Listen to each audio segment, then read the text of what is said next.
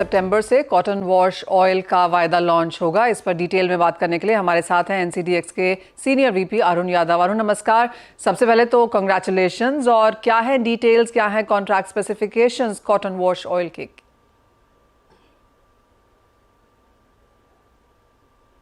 नमस्कार मनीषा जी, और बहुत बहुत धन्यवाद आपकी कॉन्ग्रेचुलेशंस के लिए। जहाँ तक कॉटन वॉश ऑयल का सवाल है, अगर मैं इसकी बात करूँ तो ये एक ऑयल सीड्स का, या मैं कहूँगा एडिबल ऑयल में मेजर कॉन्ट्रैक्ट है। और जहाँ तक इसके स्पेसिफिकेशन की अगर हम बात करें तो ये हमारा एक कैश सेटल कॉन्ट्रैक्ट रहेगा, जिसका बेसिस सेंटर हमने कड़ी, जो गुजरात के अंदर आता है, उसको रखा है।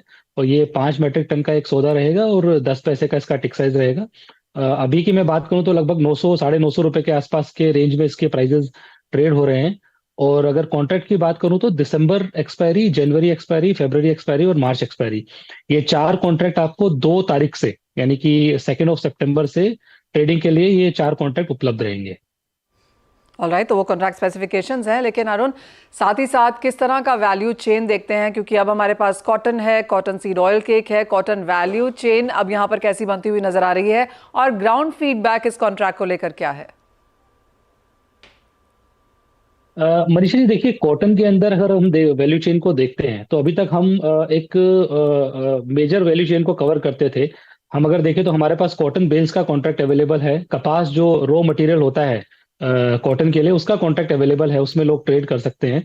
उसके अलावा हमारे पास कॉटन सीड ऑयल केक, यानी कि जिसे कपास खलिया के नाम से लोग जानते हैं, उसका सौदा भी मौजूद है। तो ऑयल जो है, अगर आप सीड को क्रश करते हैं तो आपके पास में कॉटन सीड ऑयल केक और उसके अलावा कॉटन वॉश ऑयल, ये 2 प्रोडक्ट निकलते हैं। तो कॉटन वॉश ऑयल का कॉन्ट्रैक्ट नहीं होने की वजह से वैल्यू चेन को हमेशा ये एक, मैं कहूंगा, रिस्क रहता था कि उनके पास में अगर वो क्रशिंग करते हैं तो हेज करने के लिए कॉटन सीड ऑयल केक का कॉन्ट्रैक्ट तो है, लेकिन ऑयल का कॉन्ट्रैक्ट नहीं है। तो एक प्रकार से ये मांग काफी समय से आ रही थी कि ऐसा एक कॉन्ट्रैक्ट होना चाहिए जिसके अंदर वो अपने आप को कंप्लीट हेज कर सके। तो आई थिंक ये कॉन्ट्रैक्ट जो है पूरी वैल्यू चेन को, जो खासकर जो कॉटन सीड के क्रशर्स है, उनके लिए काफी महत्वपूर्ण कॉन्ट्रैक्ट रहेगा। क्योंकि अगर वो देखें, उनका जो आउटपुट है, अभी वो अपना पूरा आउटपुट हेज कर पाएंगे। तो क्रशिंग के बाद में जो कॉटन सीड ऑयल केक निकलता है वो ऑलरेडी है एक्सचेंज के अंदर ट्रेड करने के लिए, उसको यूज करके वो अपने जो उनका एक्सपोजर जो मील के अंदर है या कॉटन सीड ऑयल केक के अंदर है, उसको हेज कर पाएंगे। और जो ऑयल बच जाता है उसको हेज करने के लिए भी एक कॉन्ट्रैक्ट आ गया है। दूसरी तरफ अगर मैं बात करूं बायर सेंट्रिक इंडस्ट्री की, तो कॉटन ऑयल जो है वो एक मेजरली एडिबल ऑयल है, जो खासकर आपका गुजरात के अंदर बहुत बड़ी मात्रा में कंज्यूम होता है। ऑलमोस्ट कंट्री के अंदर लगभग इसका 1.2 से 1.5 मिलियन टन का लगभग प्रोडक्शन रहता है एनुअल। तो उसके हिसाब से देखा जाए तो एक काफी डिसेंट साइज ऑफ प्रोडक्शन है। और उस प्रोडक्शन को हेज करने के लिए कुछ ना कुछ इंडस्ट्री को चाहिए था। तो आई थिंक आफ्टर ये कॉन्ट्रैक्ट आने के बाद में इंडस्ट्री प्लेयर्स को काफी बड़ी हेल्प मिलेगी अपने प्राइस रिस्क को मिटिगेट करने के लिए। और अगर वो अपने प्राइस रिस्क को मिटिगेट कर पाते हैं तो डेफिनेटली उसका बेनिफिट पूरी वैल्यू चेन को होगा।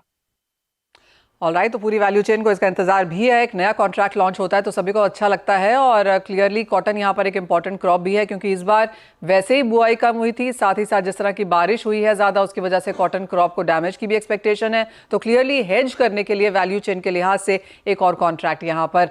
अरुण, बहुत शुक्रिया हमारे साथ आज जुड़ने के लिए। और ऑफकोर्स हमारी नजर रहेगी कि अगले हफ्ते ये कॉन्ट्रैक्ट कैसे लॉन्च होता है, किस तरह का फीडबैक भी है। लेकिन आगे बढ़ते हैं।